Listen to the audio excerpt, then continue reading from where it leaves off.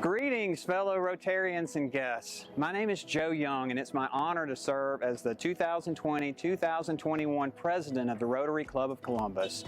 Founded in 1915 with our first meeting in February of 1916, our club is one of the oldest and largest within Rotary International. Our membership includes a diverse set of leaders within business, city government, military affairs, healthcare, education, arts and culture, social services, and ministry, all sharing a common desire to improve our community and have a positive impact on the world around us. The world needs Rotary and the ideals that we represent now more than ever. The onset of the COVID-19 pandemic has dramatically changed the way we live, work, and interact with one another. School-aged children that were already struggling with food insecurity and educational development are falling further behind. Recent acts of violence perpetrated against our African American brothers and sisters have further highlighted the fact that systemic racism continues to plague our nation. Political division and social unrest continue unabated. The world needs our leadership. And while these are extremely difficult challenges to overcome, Rotary is well positioned to be part of the solution. I long for the day when it will be safe for us to meet and fellowship again in person. Until then, please keep wearing your mask, please keep loving each other, and please keep serving others above yourselves. On behalf of my wife Vicki and our daughters Katie and Lynn, I want to thank you for all that you are doing to make our community a better place to live. It's my pleasure to serve alongside you. Now let's get to work.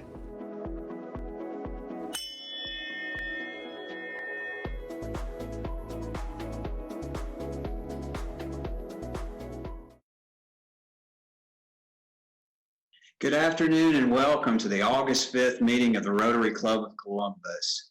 Whether you're joining us as a member or a guest, we're glad to have you with us. Our pledge today is going to be brought by Ford and Sam Cellino, sons of Rotarian Alice Cellino.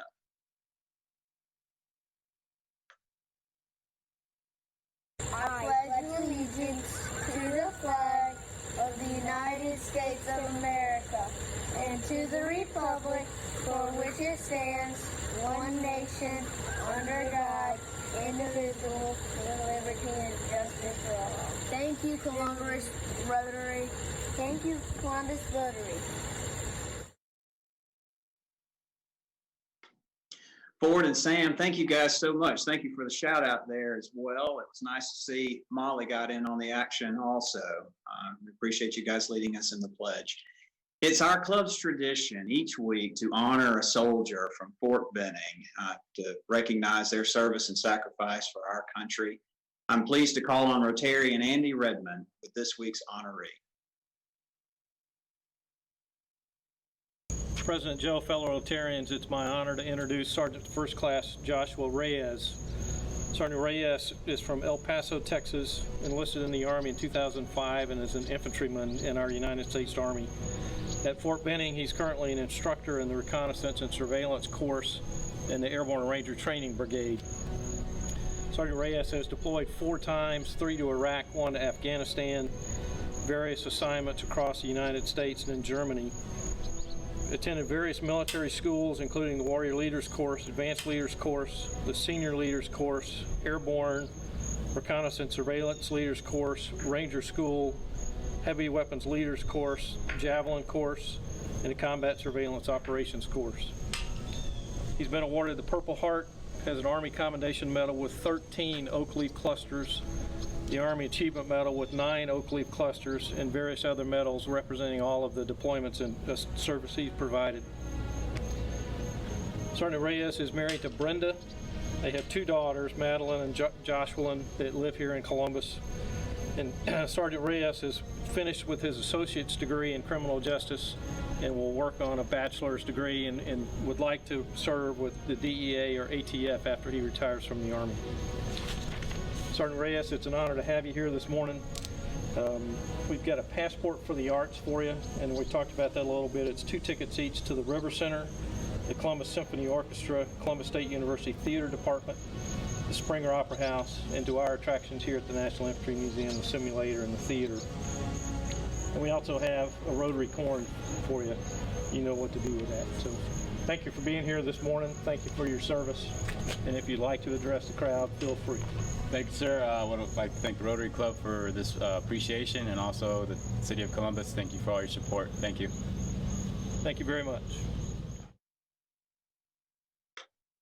Sergeant First Class Reyes, on behalf of all of our members, we want to extend our gratitude to you, as well as to the other men and women that serve with you at Fort Benning. We ask that you would take that gratitude back to them, and we look forward to someday in the future having you join us for lunch where we can all fellowship with you in person. But thanks again for your service to our country. I want to remind all of our members, everyone that's viewing, that WLTZ, our local NBC affiliate, airs our soldier recognition on their news broadcast. It will be Wednesdays at 6 p.m. and 11 p.m., as well as Thursday morning at 6 a.m. So I encourage you guys to tune into that, and we thank them for doing that on behalf of our club. A couple of announcements. We have breakfast mix this week, Friday morning at 8 a.m. Rick McKnight is going to be our guest speaker, or keynote speaker, I guess I should say, during the breakfast mix. So please tune in for that. There's a Zoom link that has been sent from the office, and I'm sure we'll send another reminder out to everyone. Also, we're looking at moving the poker game night from Monday to Tuesday. Hopefully that gives people that have not had an opportunity to participate a better night to accommodate their schedules. I hope that you will take advantage of that. It's a wonderful time of fellowship. You don't have to be any good at poker. There's no money that changes hands, so you don't have to be nervous about losing to somebody in that regard, but it's a great time for fun and fellowship. Also want to remind you again, we talked about this first last week, but if you would please put Thursday, August the 20th on your calendar, save open the time slot between 6 and 7:30. We're going to have some socially distanced fellowship that will be a lot of fun, and I look forward to seeing all of you there. But that's Thursday, August the 20th. Our program today is going to be introduced by Rotarian Brad Clements. It's my pleasure to call on him now. Brad. Thank you very much, President Joe. Fellow Rotarians, it is my pleasure to introduce John Osborne. John is managing partner of Good Growth Capital, an early stage venture capital fund that's based in Charleston, South Carolina, and Boston, Massachusetts. Good Growth's capital portfolio companies are predominantly located in the Northeast and the Southeast. He was raised in Billings, Montana, went on to study finance and economics at Charleston Southern while on a golf scholarship.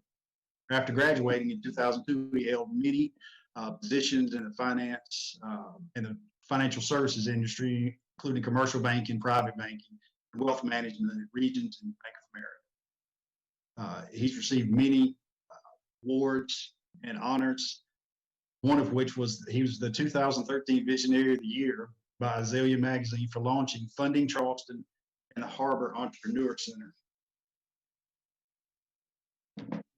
The Harbor Entrepreneur Center is a nonprofit initiative that's dedicated to creating collusion among entrepreneurs. It was co-founded by John in January of 2014 when he served as executive director for the first 5 years.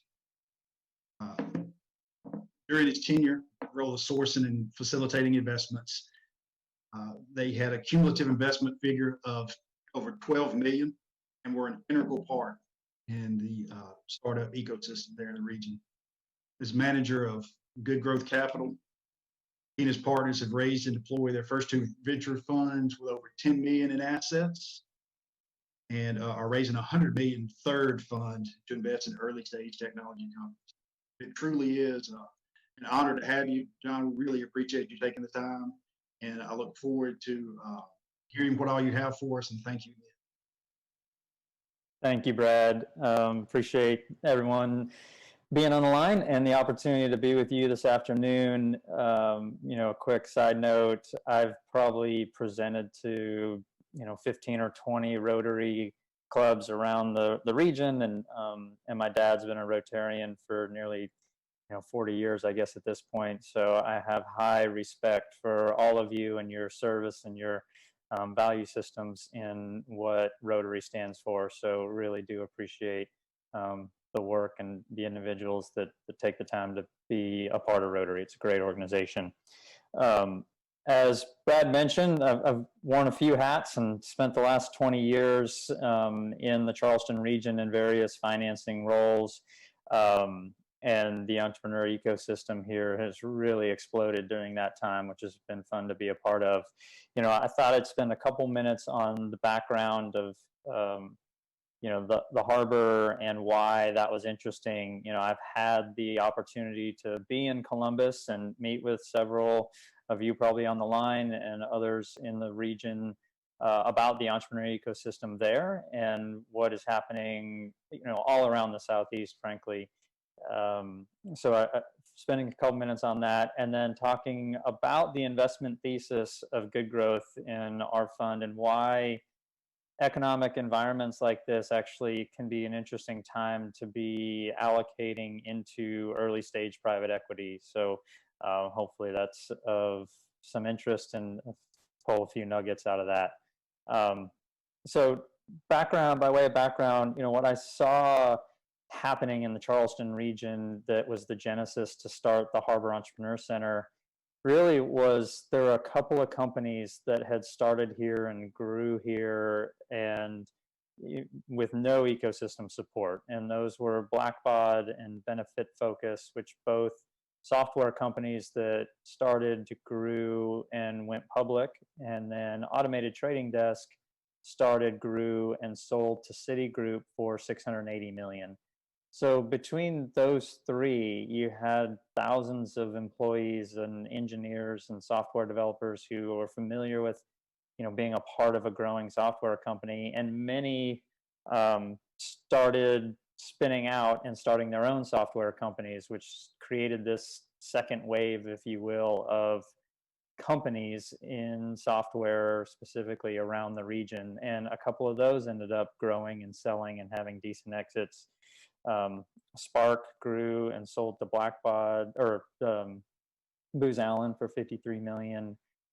Pure Cars grew and sold to Raycom Media for $120 million. People Matter grew, sold to Snagajob. So all of a sudden there was this next wave, but still no ecosystem support. And a few of us were looking at each other saying, well, how do we pour gasoline on this fire, for lack of a better analogy, and get the ecosystem really ramped up to where people who wanted to start companies like that had a pathway of support in order to do so. And naturally, with my background, as you heard in finance, the banks, you know, don't lend money to early stage startup companies that don't have any revenue, and there was very little organized angel money or no venture capital here in the community at that time. So, you know, a lot of people were talking about money as the solution, and we said, actually, it's not a money problem. There's money out there, and there's venture firms even out there willing to come to the region. It's a deal flow problem. We've got to create a mechanism that gets early stage companies prepared to be competitive to take on other people's money and outside money. And that was really the genesis and the idea to get the harbor going, was let's get these companies and let's start to connect the entrepreneurs who knew how to build companies and get them knowing one each other. You know, an interesting dynamic at that time was the existing entrepreneurs, many of them thought they were the only ones doing anything of any scale or substance, and felt like they were on an island, until you just realized that there were 10 people in a 5-block radius that all felt like they were on their own island, but had a lot in common. And once we started connecting those people, we really saw the movement in the community accelerate at a different velocity. So yeah, the harbor has been a terrific opportunity for me personally to, you know, grow that organization and get connected to all the people that are involved in it, and happy to, you know, have it to a place where we hired a director a couple of years ago, so I could step aside and focus back on what I really am passionate about, which is the funding side of these companies. And So as Brad also mentioned, my other hat, Charleston Angel Partners, been running that for 4 years, 12 million invested, over 20 portfolio companies now. With the Harbor, there's cohort 13 will be our next cohort, and a cohort is 8 companies. So over 100 companies through that accelerator program at this time. And then with Good Growth, we've literally seen nearly 1,000 applications, which just validated our thesis about how much demand there was for the kind of capital that we wanted to deploy. And so I share all that just to say, collectively, anyone with that amount of repetition and at-bats is going to start to sharpen their skills. And so with so many experiences and companies, and at this point over 50 invested in, I just start to see patterns that have emerged, and happy to share some of that with you. And it really helps to shape our thesis for our next fund, which is why we're so confident that we can quite easily and effectively deploy 100 million and earn a good return on it. So I'll share my screen. Hopefully that's easy for some of you to follow along, and take you through a little bit of our Good Growth deck that just talks about the story a little bit more, and you get an idea of our investment thesis and why we think this is really interesting, especially in this kind of market environment. So bear with me for 10 seconds while I just cue this up and get it going. So it's still telling me the host has disabled screen sharing. So if that clicks back on, then I will share my screen and the deck. But I can run through it verbally without the visual cue, unless it does click back on. There we go. Now we're going.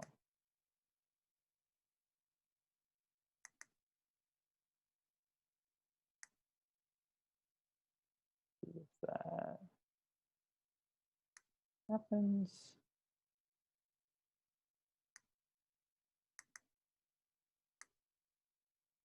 Oh.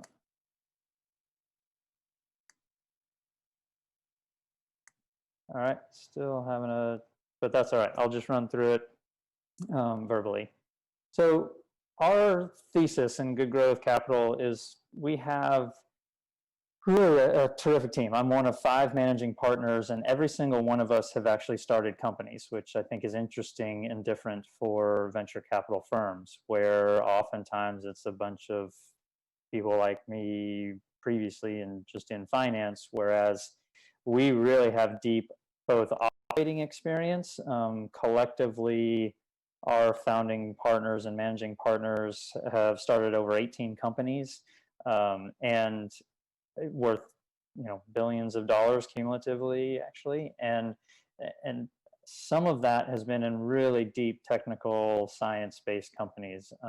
Both Maureen and Amy were co-founders of companies that would license technologies out of research universities and put the company around it, work with the scientists on getting that IP out of the university and building the company, and then raising the capital and selling it. So they did that collectively for 10 years together, which gives, again, that operational capability to the team. Of course, I started the Harbor and funding Charleston and a couple other businesses, so I have that operating experience. Carolyn Lasala on our team was at Apple for 10 years and actually was on the team that started iTunes Europe, and then the App Store, and she helped launch and lead the launch of the App Store, which is a terrific experience. And then Carolyn ended up leaving Apple and starting a couple companies herself, just because she really likes that startup world, and Apple got too big at that point for her cup of tea. So again, lots of experience. And so we combine that operational experience with our sourcing advantage that we think the Southeast is an underserved market. As Brad mentioned, Maureen is in Boston, and both Amy and Maureen are MIT alum. So we are heavily involved in MIT and sourcing transformative science companies out of MIT because of their network there, and Maureen still mentoring at the Sandbox Fund there.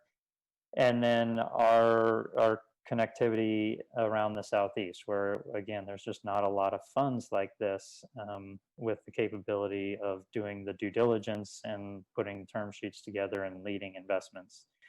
One of the dynamics that we see around the Southeast is, even though there may be companies and venture funds that are interested in funding companies around the Southeast, they like to have a boot on the ground, if you will, someone who, and some firm that is in the region that can serve on the board, be the lead investor, negotiate the term sheets. And by virtue of just the supply and demand curve alone, we see Southeast companies priced at probably a 30 to 40% discount on an equivalent company that's in Boston or New York. So right away, sort of same technology, same opportunity, same market size, and yet because of the supply demand curve of where the capital is, we can get in at a heavy discount right away.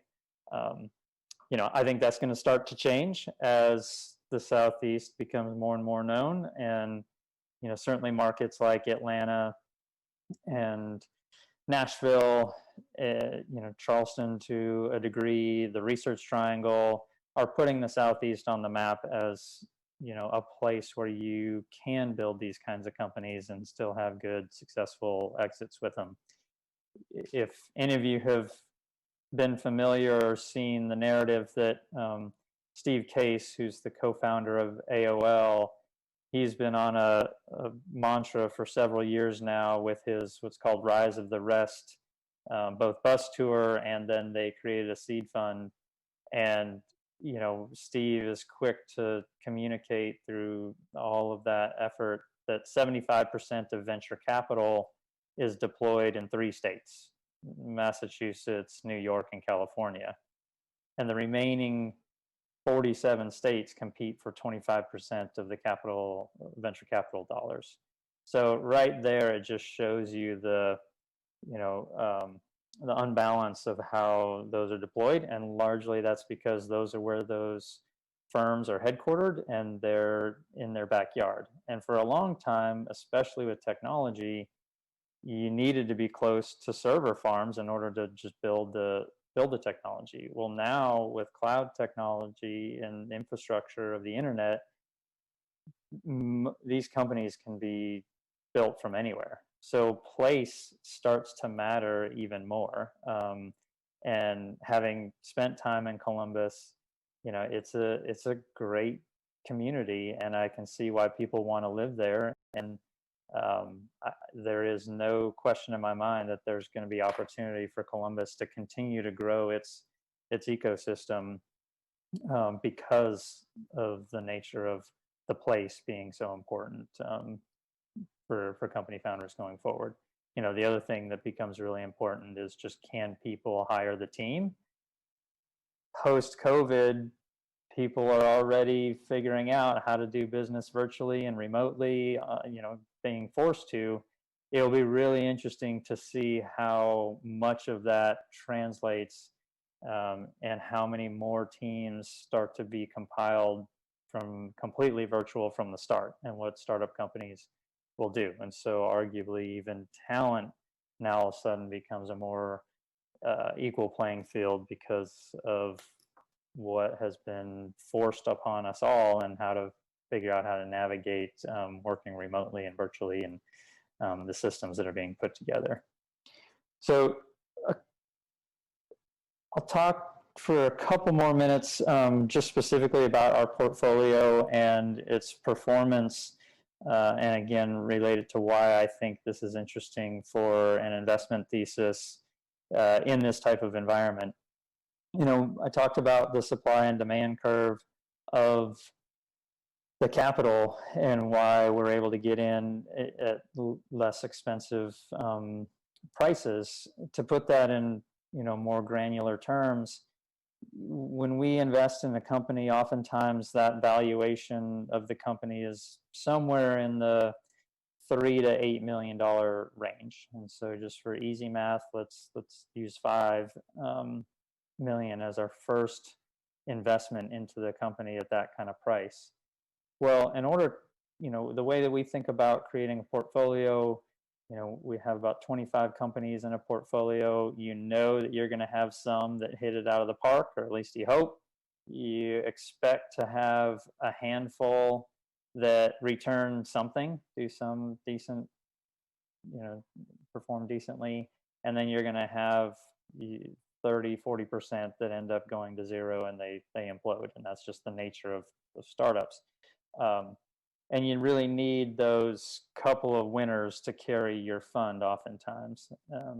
So you need the opportunity to, at least we look at it as a company has to, at minimum, have a pathway where we can see that it can 10x our money in order to even have a chance to be invested in.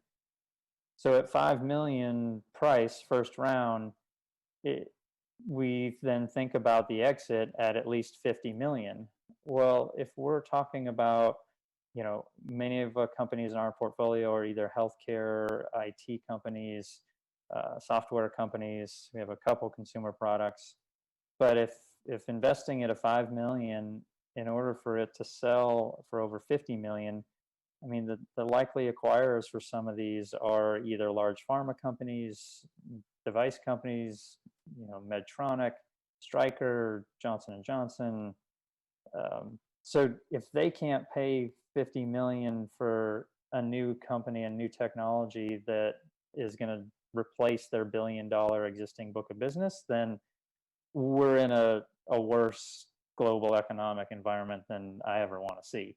And so we think about that when we invest right now is, we don't know exactly what the macroeconomic climate is going to look like 6-7 years from now when we expect them to exit. But in pretty much any environment, you suspect that there'll still be an acquisition market for the types of things that we're looking at investing in. And that thesis really resonates now more than ever when talking to large institutional investors or even individual investors who are looking at diversifying their portfolio and don't want to be so subject to the volatility of the public markets or real estate, and having an allocation into this asset class makes a lot of sense in this kind of environment. So we think it's a great time to be investing. Many funds actually are sort of holding. I'll share that a predominant thesis among venture capital firms right now and existing early stage investors is, take a close look at your existing portfolio first and shore that up and see what they may need before thinking about new investments. That being said, we're thrilled that our portfolio is performing so well. Therefore, we are still investing in new companies and bringing new companies into the portfolio, which again just puts the supply-demand curve even more so in our favor to find the best deals. So I can go all day on this stuff, but I would much rather open it up and loop Cameron in to facilitate any questions that might be out there for now, and have this a little more interactive for the rest of the time together. All right, thanks, John. It's good to see you again. We met briefly on the intercity trip in Charleston this past year, and it was great. The presentation then was great, and we appreciate your time with us today. Yeah. Couple questions, and we'll be fielding some from the crowd as well. How did you were talking about talent acquisition? How did you find your team early on, and were you and are you able to hire locally at this point? Yeah. So from how the partners came together, again, going back to place really mattering. Amy, after she and Maureen had decided to take several years off after they sold their last company, Amy moved here to Sullivan's Island, which is an island just off of Charleston. Beautiful, living at the beach. And Carolyn, after sailing in the Caribbean for a few years, she and her husband landed at Isle of Palms, which is an island just adjacent to Sullivan's Island. And just because they wanted to be here, neither of them were working. They didn't need jobs. They were here because of the lifestyle. And then when Amy and Maureen started thinking about, funding the types of companies that they used to start, I met Amy because she had come into the harbor, and someone had introduced me to her as a potential mentor to the companies that were in our programs. She said, "It was nice to know you, but I'm not doing anything." And 4 years later, that was still true until we started talking about putting the fund together. And people had been pressuring me, frankly, to start a fund, and I didn't want to do it alone. I wanted to do it with people who had more expertise than I did. And I'm continually happy to be the dumbest person on our team.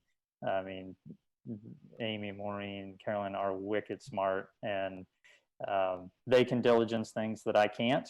And, we have really complementary skill sets, and that I tend to take on all the deal structure and term roles for every company that we do, but they tend to do all the actual technical diligence on the companies. But, and then the second part, sorry, to your question about hiring locally, it's been fascinating how many unsolicited emails that we get from people who work or associates at venture firms, predominantly in New York, that someone has a connection to Charleston, or their spouse wants to be in Charleston, and they're reaching out to us saying, I don't know if you have anything available, but here I am. And so the 5 managing partners run the funds right now. We will bring on probably 2 associates at full scale, and we have a bench of applications that we could pull from. So it's not hard, which is great. That's wonderful. Here's a question from the group. Fascinating how many unsolicited Oh, I'm sorry. Hang on. I have an audio issue. We will bring on 2 associates at full scale. What dollar amount should an individual expect to invest in your fund? So it's not hard. So our fund for individual investors is, our first fund was a $250,000 minimum commitment. The general fund 2 is actually a $500,000 commitment for new individual investors. That, for venture capital, the way that comes to play is it's a 20%, existing down payment, if you will, and then capital calls as we find the deals to invest. And that's a 3-year investment period. So we would call that commitment amount over the next 3 years, although with the kind of deal flow that we're seeing, we expect that to be deployed in probably 18 to at max 24 months. Okay, thank you. Another question here. You mentioned Steve Case and the research that showed where so much equity and capital is being invested in startups or entrepreneurs, and his effort to spread that across sort of fledgling economies or stagnant economies. What's the number one story that you could share of that stagnant economy, that small town that may have benefited from an investment from your fund, and since has really thrived and maybe lifted up that once stagnant economy? I mean, I can't take any credit for an investment that we've made that boosted an entire community's economy, but one story very specific to Steve and Rise of the Rest that comes to mind is our portfolio company called Prion. Prion is founded by Igor Yablokov, and Igor previously built a company called Yap that he sold to Amazon, which is the voice dictation software that powers Alexa. And Igor is really known leader in natural language processing, and being in the Southeast and being a small ecosystem, if you will, I've known Igor for several years, and he reached out and said he had a new vision for what was wrong with voice right now in software. And I said, amazing. Whatever you think is a problem, more about that space than anyone I know in the world. We're in.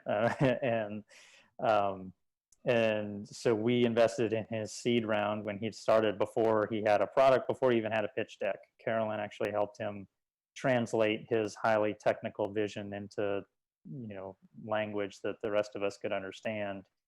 But then I introduced Prion to Steve and Rise of the Rest, and they ended up leading their A round with Greycroft and Digital Alpha and Sequoia. So, they raised 20 million in that A round. And for a company in North Carolina, that's a big number that you don't see a lot of companies raising that kind of capital in an A round. And so, they're off to the races and hiring the team and really building it out. And they'll probably raise a 50 to 80 million B round in the next 9 months. Wow.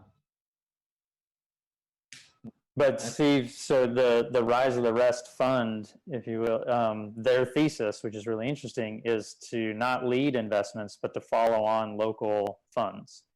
And so that's why it was really interesting to have the creation of Good Growth. I got to meet Steve and team when hosting them through their bus tour, which stopped in Charleston.